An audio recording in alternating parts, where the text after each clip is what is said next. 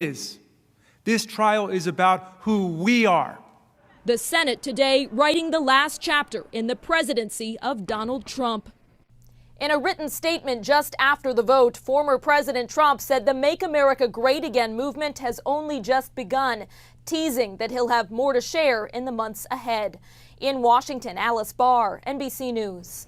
Turning now to weather. It was another cold day, but Justin, you're just telling me it's about to get a little bit more colder. A little bit more cold, especially as we go into the overnight hours. We've got wind chill warnings. We've also got wind chill advisories just to the north of us here into southern Wisconsin. Let's get into that. Where you see the kind of lighter blue, that kind of powdery blue looking color, that is where a wind chill warning is in place, and that is for all 5 counties in our viewing area, from Winnebago to Boone to Stevenson to Ogle into Lee counties. So wind chills right now, and keep in mind it's only 6:02 in the evening, 14 below Rockford to Freeport, 15 below you hop into Wisconsin, Monroe, 21 degrees below zero there in Galena, and I can promise you it's about to get a lot colder here. Wind chills in the upper teens to low 20s, below zero as we go through the 7, 8, 9 o'clock hour, dropping close to, perilously close to that 30-degree below zero mark here as we go into the overnight hours with those mostly clear skies.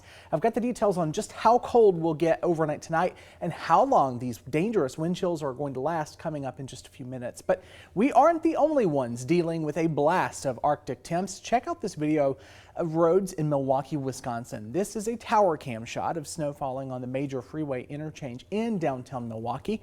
They're expecting up to 3 inches of snow through the day today, with a high only in the low teens, which practically seems pretty warm, right? Wind chill temperatures tonight, though, could drop to 35 degrees below zero.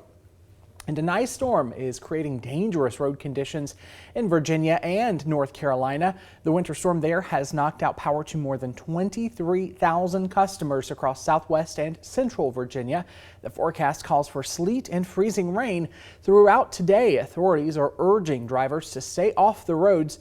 In North Carolina, the winter storm has knocked out power to more than 100,000 customers in the state's northern counties. The weight of the ice is causing trees and power lines to sag, causing numerous power outages throughout the region, Lauren. And just, looking at all that video, it kind of seems like a lot of parts here in our country are seeing kind of the same thing. Is that what we are seeing, or is this something completely different? I mean, to put this in perspective, winter storm warnings go all the way to almost the Gulf Coast. Wow. 2 counties shy.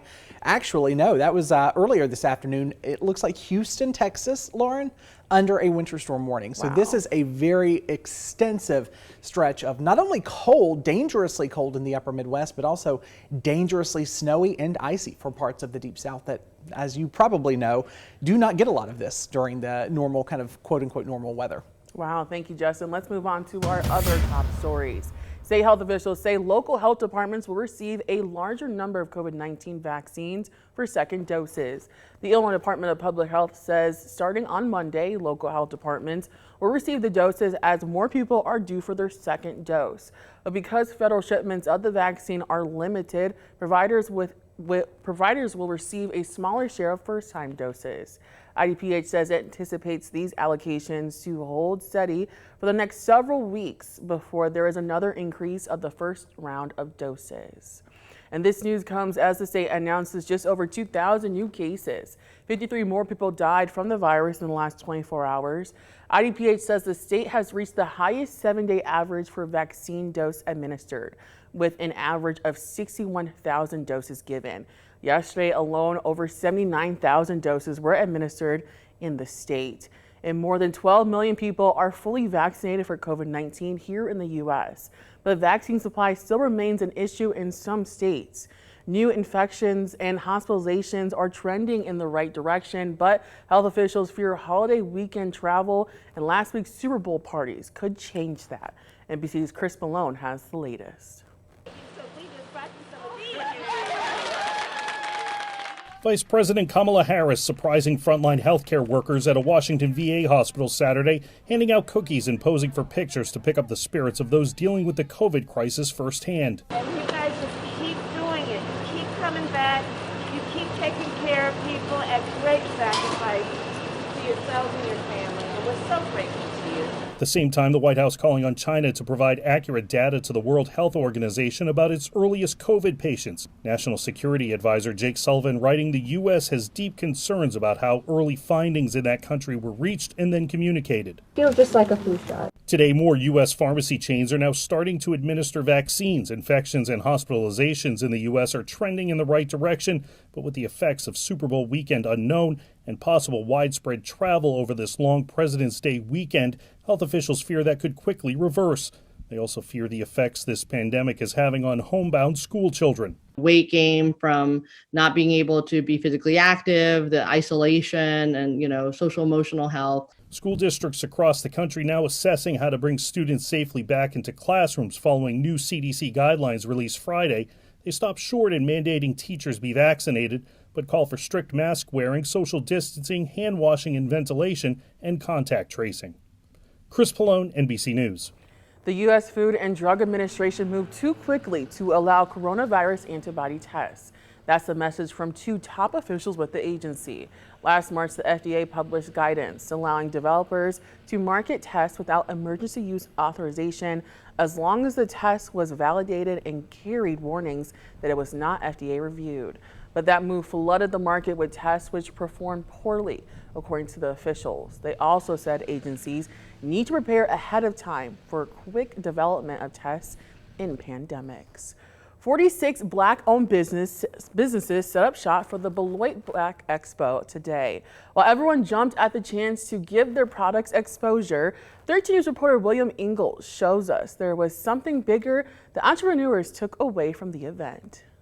For the third straight year, Black women-owned businesses have grown and come together in Beloit. We started with 12 women in 2019 in a tattoo parlor. And then our second year was at the Beloit Historical Society, and we tripled that with 33 vendors. And today is the third one, and we're at 46 Black women-owned businesses. And that growth is special for Paquita Purnell, who remembers a time when her grandma making sweet potato pies was the only Black business owner she knew. He was my first example of being an entrepreneur, but I didn't see very many Black people having their own businesses. For Cynthia Boer, her parents were the only Black business owners she knew, and they had to fight intense racism to stay open. They owned a janitorial company, but the accounts that they would try to get when they found out that my parents were the owners, they would turn them down. They wouldn't give them a chance. Now in the year 2021, Boer says seeing a room full of people like her gives her confidence to keep pushing forward. It feels like we're doing it together, like we're a family. So that feels really, really good. It feels like I belong to something bigger than myself, so it feels really nice. And as dozens of Black women entrepreneurs come together to do business, Boer feels like they're breaking down more and more barriers. When I'm here and we're doing this together, it feels like we have a chance. Things are starting to change. We can do this if we focus and we work together. Celebrating Black history while creating history themselves. For your 13 Weather Authority, William Ingalls, 13 News. Businesses at the expo included everything from artists, cooks, authors, clothing designers, and more. And we're bringing back